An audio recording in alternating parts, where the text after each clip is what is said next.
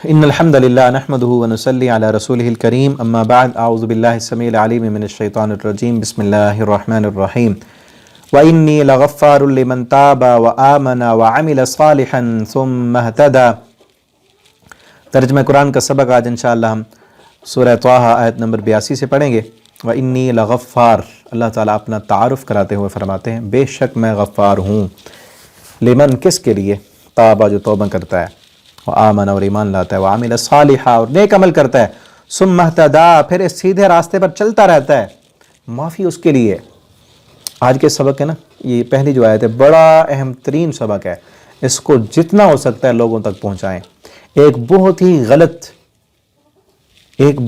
غلط مزاج اور غلط نظریہ ہم کلمہ پڑھنے والے مسلمانوں کے اندر شیطان نے ڈال دیا ہے۔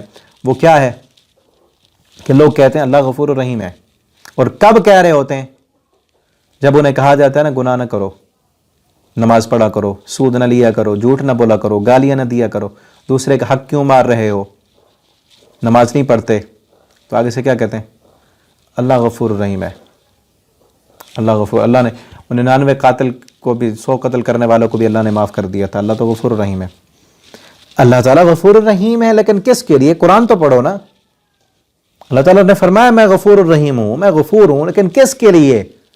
اس کے لیے جو گناہ کرتا رہے، اپنے گناہ کو گناہ ہی نہ سمجھے، وہ صرف یہ کہتا رہے اللہ غفور الرحیم ہے، آج بھی گناہ کر دیا اللہ غفور الرحیم ہے، آگے بھی گناہ کر رہا ہے، پھر بھی کر رہا ہے، پھر بھی کر رہا ہے، اللہ تعالیٰ غفور الرحیم ہے۔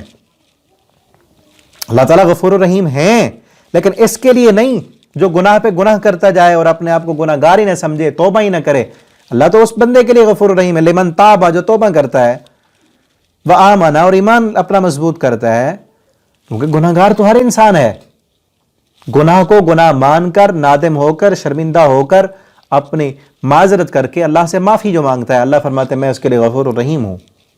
اور جو نہیں مانتا، اللہ تعالیٰ ان بطش ربک لشدید نہیں پڑھا،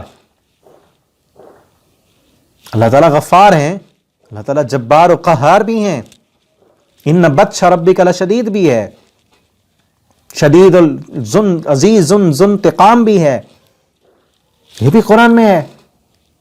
وہ کس کے لیے ہے؟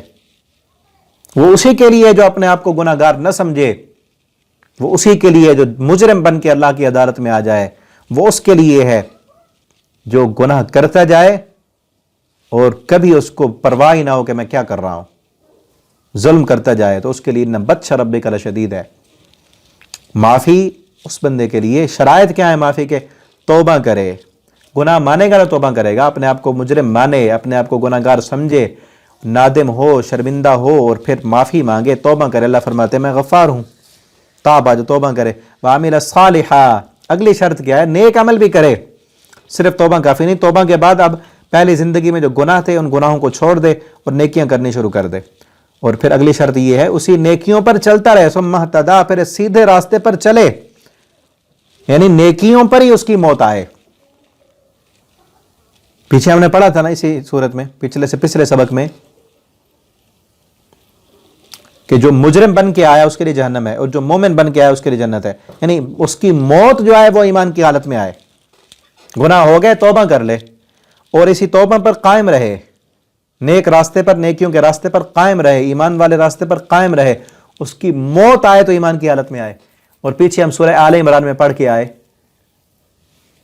وَلَا تَمُوتُنَّ إِلَّا وَأَنْتُمْ مُسْلِمُونَ، نہ تمہیں موت آئے مگر اس حال میں کہ تم فرما بردار ہو۔ اللہ تعالیٰ سے دعا ہے اللہ تعالیٰ ہمیں فرما برداری والی موت عطا فرمائے۔ وَمَا أَعْجَلَكَ عَنْ قَوْمِكَ يَا مُوسَىٰ، پیچھے ہم پڑھا ہے پچھلے سبق میں کہ موسیٰ علیہ السلام کو اللہ نے پھر کوہ طور پر بلایا تھا تورات دینے کے لیے اور احکامات بتانے کے لیے، تو وَمَا أَعْجَلَكَ عَنْ، وہاں جب گئے کچھ لوگوں کو بھی ساتھ لے کے جانا تھا، وہاں ہم کلام ہوئے اللہ تعالیٰ سے، اللہ تعالیٰ نے بات کی موسیٰ علیہ السلام سے، کلام کیا، اللہ تعالیٰ کو دیکھا نہیں، کیونکہ پیچھے چھٹے پارے میں ہم پڑھا ہے جب موسیٰ علیہ السلام نے بار بار کہا تھا اللہ میں نے دیکھنا ہے، اللہ تعالیٰ نے فرمایا کہ اس پہاڑ کو دیکھو، اس پر تجلی میں ڈالوں گا، اگر یہ اس کو برداشت کر گیا تو تم دیکھ لو گے، نہ دیکھ سکے، پہاڑ ریزہ ریزہ ہو گیا، ٹھیک ہے۔ اب یہ بھی دیکھیں نا کہ کئی لوگوں کا وہ ولیوں کے بارے میں، بزرگوں کے بارے میں، وہ اپنے پیروں اور اپنے ان کو پہنچی ہوئی ہستیاں سمجھ کر وہ کہتے ہیں کہ یہ معاذ اللہ، یہ اللہ میں جو ہے اللہ ان میں حلول کر جاتا ہے، کتنا باطل عقیدہ. موسیٰ علیہ السلام کو اللہ نے فرمایا اس پہاڑ پر تھوڑی سی تجلی ڈالوں گا کہ یہ برداشت کر سکے گا. پہاڑ ریزہ ریزہ ہو گیا. اب جو باطل عقیدے والے کہتے ہیں کہ نعوذ باللہ اللہ تعالیٰ ہر جگہ ہے، ہر مومن کے دل میں ہے، پہاڑ تو برداشت نہ کر سکا، مومن کے دل میں کیسے آ گیا اللہ تعالیٰ؟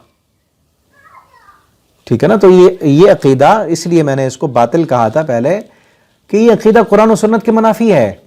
اللہ تعالیٰ اپنی ذات کے اعتبار سے آسمانوں سے اوپر عرش پر، اور تھوڑی سی تجلی ایک پہاڑ پر ڈالی تو پہاڑ برداشت نہ کر سکا.